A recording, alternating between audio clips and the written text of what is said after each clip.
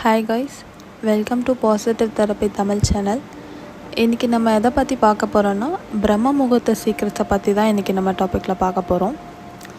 பிரம்ம முகூர்த்தம் அப்படின்னா என்ன அப்படின்னா, அதிகாலை 3:30 மணிலேருந்து 5:30 மணி வரைக்கும் இருக்க டைமிங்ஸை தான் பிரம்ம முகூர்த்தம் டைமிங் அப்படின்னு சொல்லுவாங்க. அது ஒவ்வொரு நாட்டுக்கும் டிஃப்ரெண்ட்டாக இருக்கும்.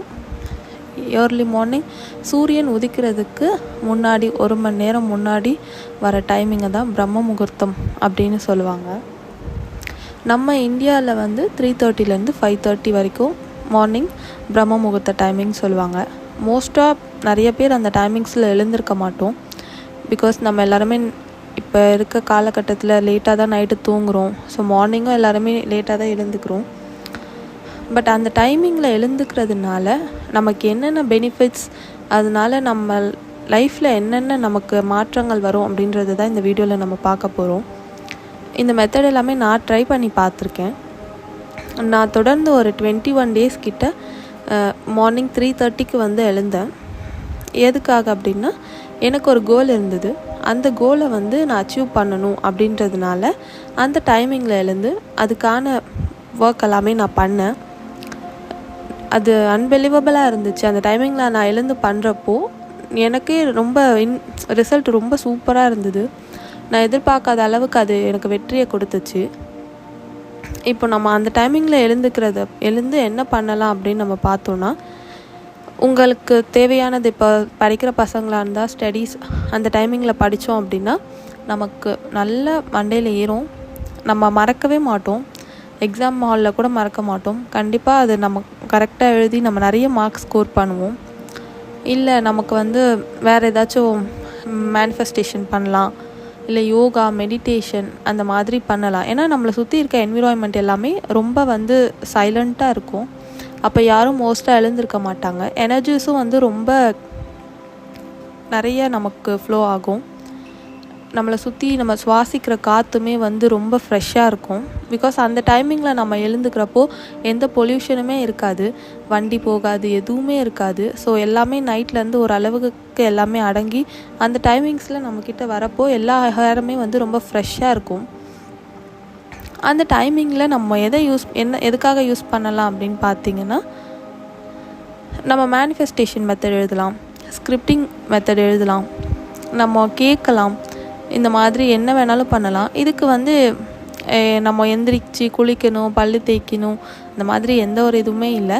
நம்ம சாமிக்கிட்ட போகிறோம் அப்படின்னா நம்ம குளிச்சுட்டு தான் போகணும். பட் அதை தாண்டி நம்ம மேனிஃபெஸ்டேஷன் மெத்தட் ட்ரை பண்ண போகிறோம், law of attraction method try பண்ண போகிறோம் அப்படின்னா அதுக்காக நம்ம குளிக்கணும் அப்படின்ற அவசியம்லாம் கிடையாது. நமக்கு தேவை ஒரே ஒரு நோட்டு, ஒரு பெண்ணு மட்டும்தான். நம்ம எந்த இடத்துல இருந்தாலும் எங்கே இருந்தாலும் இதை ட்ரை பண்ணலாம். நம்மக்கிட்ட ஒரு புக்கு, ஒரு பென் இருந்தால் போதும்.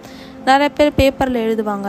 வாட் எவர் இட் இஸ், உங்களுக்கு கோடு போட்ட நோட்டோ இல்லை கோடு போடாத நோட்டோ, எந்த நோட்டாக இருந்தாலும் இல்லை டைரி எது வேணாலும் நீங்கள் யூஸ் பண்ணிக்கலாம். ஒரு பென், அதில் உங்களுக்கு தேவையான வாக்கியங்கள். எக்ஸாம்பிளுக்கு நான் இப்போ உங்களுக்கு ஒரு வேலை கிடைக்கணும் அப்படின்னா, எனக்கு பிடித்த வேலையில் நான் மிகவும் சந்தோஷமாக உள்ளேன், இந்த மாதிரி நமக்கான என்ன தேவைகள் இருக்கோ அதுக்கேற்ற மாதிரி வாக்கியங்களை ப்ரெசன்டென்ஸில் நம்ம அதை ரொம்ப சந்தோஷமாக இருக்க மாதிரி அதை நம்ம எழுதணும் அப்படின்னா அது நமக்கு ரொம்ப சீக்கிரமாக அட்ராக்ட் ஆகும். இல்லை எனக்கு இந்த மாதிரி கோல்லாம் எதுவுமே இல்லை, நான் என்னோடய லைஃப்பில் சந்தோஷமாக இருக்கேன் அப்படின்னா, நான் ஒரு வெற்றியாளன் அந்த மாதிரி எழுதுனீங்க அப்படின்னா இருக்க எல்லாமே அதில் ஒட்டு மொத்தமாக அதில் அடங்கும். நம்ம ரொம்ப சந்தோஷமாக இருக்கும், நமக்கு ஒரு நல்ல வேலை இருக்குது, நமக்கு ஒரு நல்ல வீடு இருக்குது, நமக்கு ஒரு நல்ல ஃபேமிலி இருக்குது, அந்த மாதிரி எல்லாமே நான் ஒரு வெற்றியாளன் அப்படின்னு நீங்கள் எழுதுகிறப்போ அதில் எல்லாத்துக்குமே ஒரு அடக்கம் வரும். அதை தொடர்ந்து ஒரு 21 டைம்ஸ் நீங்கள் எழுதுனீங்கன்னா போதும். நிறைய தடவை தான் எழுத வேணாம். மோஸ்ட்டாக சிம்பிளாக ஒரே லைனில் இருக்க மாதிரி பார்த்துக்கோங்க. பெருசாக நம்ம எழுதணும் அப்படின்னு அவசியம் இல்லை. இது மாதிரி சிம்பிளாக இருக்க மாதிரி பார்த்துக்கிட்டாலும் ஓகே. இல்லை உங்களுக்கு ஒரு நல்ல வேலை கிடைக்கணுன்னா அதுக்கேற்ற மாதிரி எழுதிக்கோங்க.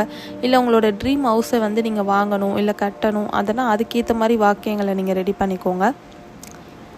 இல்லை வேறு ஏதாச்சும் உங்களுக்கு ஒரு கார் வாங்கணும், இல்லை ஒரு பைக் வாங்கணும், அந்த மாதிரி, இல்லை உங்களுக்கு பிடிச்ச மாதிரி லவ் அட்ராக்ட் பண்ணணும், இல்லை மேரேஜ் ஆகணும், இந்த மாதிரி எதுக்கு தேவையாக இருந்தாலும் அதுக்கேற்ற மாதிரி ஒரு அஃபர்மேஷனை நீங்களே ரெடி பண்ணி அதை எழுதலாம். ஒரு 21 டைம்ஸ் எழுதுனா போதும்.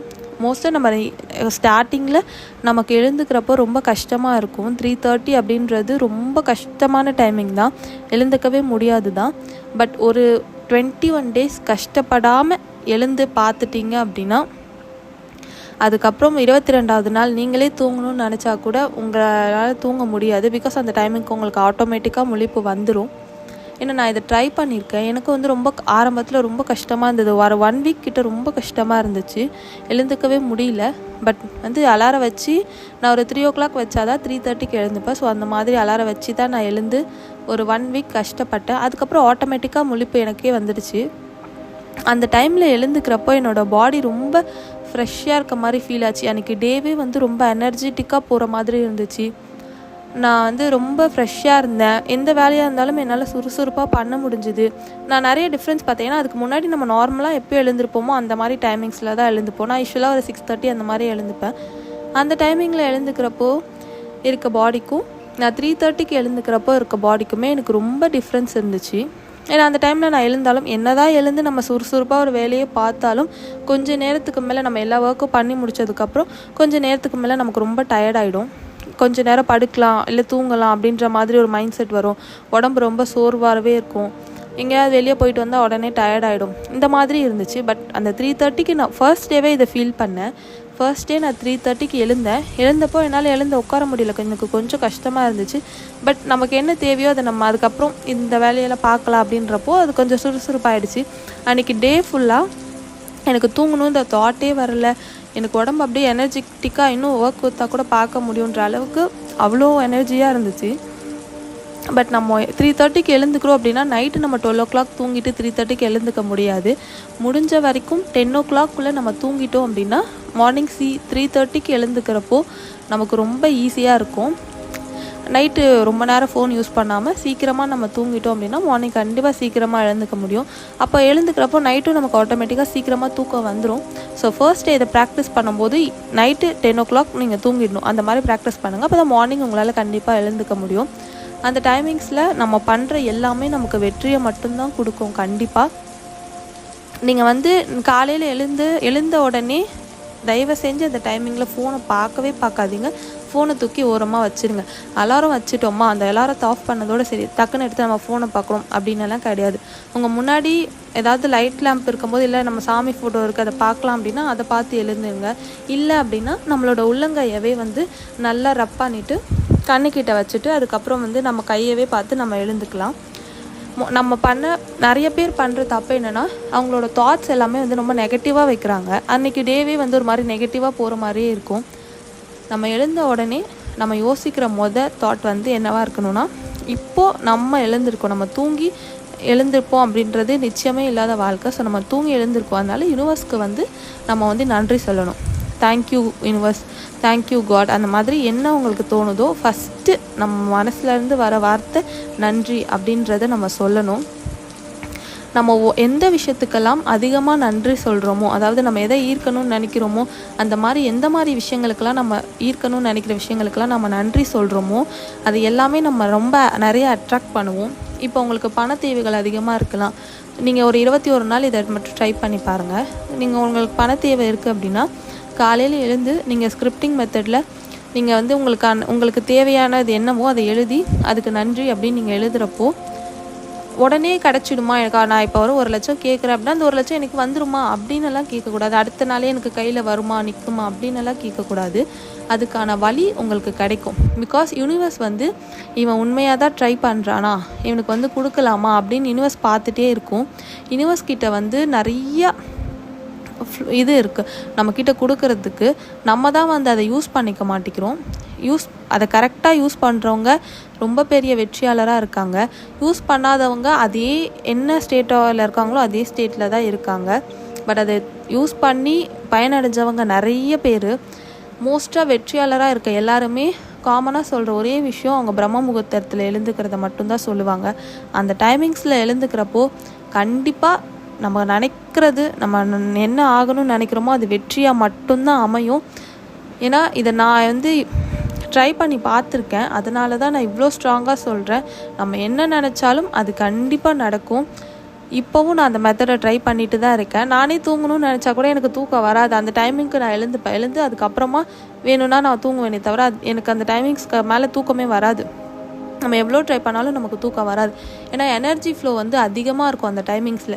நீங்கள் என்ன பேசினாலும் யூனிவர்ஸ்க்கு கேட்கும். நம்ம நெகட்டிவாக பேசினாலும் கேட்கும், பாசிட்டிவாக பேசினாலும் கேட்கும். நீங்கள் நெகட்டிவாக பேசினா மட்டும்தான் இல்லை, உங்கள் தாட்டை நெகட்டிவாக வச்சா கூட நெகட்டிவாக போய் தான் சேரும். நம்ம பேசணும் அப்படின்னா எதுவுமே கிடையாது. நம்ம தாட் இருந்தாலே ஆட்டோமேட்டிக்காக அது யூனிவர்ஸ்க்கு கனெக்ட் ஆகி அதே மாதிரி சுச்சுவேஷன்ஸை தான் நமக்கு க்ரியேட் பண்ணி கொடுத்துக்கிட்டே இருக்கும். ஸோ முடிஞ்ச வரைக்கும் பாசிட்டிவாக பேசுங்க, பாசிட்டிவாக திங்க் பண்ணுங்கள். நீங்கள் காலையில் எழுந்திரிச்சோடனே நீங்கள் பால்கனி இருந்தால் பால்கனியில், டெரஸ் இருந்தால் டெரஸில் போயிட்டு ஃபஸ்ட்டு நல்லா ஃப்ரெஷ் ஏர் வாங்கிட்டு யூனிவர்ஸ் கிட்ட நின்று ஒரு 2 நிமிஷம் உங்கள் மனசுக்கு என்னெல்லாம் தோணுதோ அது பாசிட்டிவான வேர்ட்ஸை போட்டு யூனிவர்ஸ் கிட்ட பேசுங்க. உங்களுக்கு ஒரு வீடு வாங்கணும்னு ஆசை இருந்தால் அந்த வீட்டில் நான் வாழ்ந்துட்டுருக்கேன், நான் ரொம்ப சந்தோஷமாக இருக்கேன், என் ஃபேமிலி கூட ரொம்ப சந்தோஷமாக ஜாலியாக இருக்கேன், நான் பிடிச்ச பொண்ணை கல்யாணம் பண்ணியிருக்கேன், அந்த பொண்ணு கூட இவ்வளோ ஜாலியாக லைஃப்பை என்ஜாய் பண்ணிகிட்ருக்கேன், என்னோடய ட்ரீம் பைக்கில் நானும் அவளும் ரைடு போயிட்டுருக்கோம், அங்கேருந்து நாங்கள் நான் பிடிச்ச மாதிரியான ஒரு ட்ரெஸ்ஸை அவளுக்கு வாங்கி கொடுக்குறேன், என்ன வேணாலும் உங்களுக்கு இந்த மாதிரி என்ன ஆசைகள் வேணாலும் இருக்கலாம். அந்த ஆசையை நீங்கள் பாசிட்டிவான மைண்டில் அது நடந்துடுச்சு, அதால் நான் ரொம்ப சந்தோஷமாக இருக்கேன் அப்படின்ற மாதிரி நீங்கள் ஒரு தாட்டை யூனிவர்ஸ் கிட்ட கொடுத்தீங்க அப்படின்னா நீங்கள் என்ன ட்ரீம் பண்ணீங்களோ அது அப்படியே உங்ககிட்ட வரும். நீங்களே ஒரு நாள் யோசிப்பீங்க, நமக்கு ஆட்டோமேட்டிக்காக அது லைஃப்பில் நடந்துகிட்டே இருக்கும். பட் இதெல்லாம் நம்ம ஒரு நாள் மொத்தமாக உட்காந்து யோசிக்கிறப்ப இதை தானே நம்ம ட்ரீம் பண்ணோம், நமக்கு கிடச்சிருக்கு, வா சூப்பர் அப்படின்னு நம்மளே நம்மளை அப்ரிஷியேட் பண்ணுற அளவுக்கு ஒரு நாள் கண்டிப்பாக வரும். ஸோ முடிஞ்ச அளவுக்கு பாசிட்டிவாக மட்டுமே பேசுங்க. நெகட்டிவ் அப்படின்ற வார்த்தையை கொண்டே வராதீங்க. தாட்டை கூட அதுக்குள்ளே இழுத்துட்டே வராதிங்க. பாசிட்டிவாக திங்க் பண்ணுங்கள், பாசிட்டிவாக பேசுங்க, எல்லாமே நல்லதாகவே நடக்கும். எண்ணம் போல் வாழ்க்கை அப்படின்னு ஏன் சொல்கிறாங்க அப்படின்னா நம்ம என்ன நினைக்கிறோமோ அதாக மட்டும்தான் நம்மளால் ஆக முடியும். நான் இவ்வளோ மார்க் எடுப்பேனா, நான் இந்த கார் வாங்க வேணாம் அப்படிலாம் நினச்சா நம்மளால் கண்டிப்பாக வாங்கவே முடியாது. நான் இவ்வளோ மார்க் எடுத்துட்டேன், நான் அதில் எவ்வளோ சந்தோஷமாக இருக்கேன், இந்த காரில் நான் ட்ரைவ் பண்ணிகிட்ருக்கேன் அப்படின்னு நம்ம நினைக்கிறப்போ, நமக்கு பிடிச்ச ஒரு வீட்டில் நம்ம வாழ்கிறப்போ, இந்த வீட்டில் நான் வாழ்ந்துட்டுருக்கேன் அவ்வளோ சந்தோஷமாக நம்ம ரொம்ப கான்ஃபிடென்ட்டாக நம்ம சொல்கிறப்போ அது ஒன் டே நம்ம கையில் இருக்கும். ஸோ அதனால் எல்லாருமே இதை யூஸ் பண்ணி பாருங்கள். மேக்ஸிமம் 3:30க்கு எழுந்துக்க ட்ரை பண்ணுங்கள். அவங்க லைஃப்பில் அவங்க கண்டிப்பாக ஜெயிச்சு வருவாங்க. அந்த டைமிங்ஸில் எழுந்து உங்களுக்கு என்ன தேவையோ அது யூனிவர்ஸ் கிட்ட கேளுங்க. அது யூனிவர்ஸ் கண்டிப்பாக உங்கள் கிட்ட கொடுக்கும். ஒரு நாள் நீங்கள் கேட்குறது உங்களுக்கு கண்டிப்பாக கிடைக்கும் ஒரு நாள். ஸோ இந்த வீடியோ உங்களுக்கு யூஸ்ஃபுல்லாக இருக்கும்னு நினைக்கிறேன். அதுக்கப்புறம் நான் ஒன்று சொல்லணும்னு நினைக்கிறேன். எனக்கு சப்ஸ்கிரைப் பண்ண எல்லா மெம்பர்ஸ்க்கும் ரொம்ப ரொம்ப ரொம்ப ரொம்ப தேங்க்ஸ். ஏன்னா நீங்கள் பண்ணதுனால தான் என்னாலையும் இவ்வளோ தூரம் வர முடிஞ்சுது. ஸோ ரொம்ப ரொம்ப நன்றி. சப்ஸ்கிரைப் பண்ணாதவங்க சப்ஸ்கிரைப் பண்ணிவிடுங்க. இந்த வீடியோ உங்களுக்கு பிடிச்சிருந்தா லைக் பண்ணுங்கள், ஷேர் பண்ணுங்கள், மறக்காமல் சப்ஸ்கிரைப் பண்ணுங்கள். Thank you guys.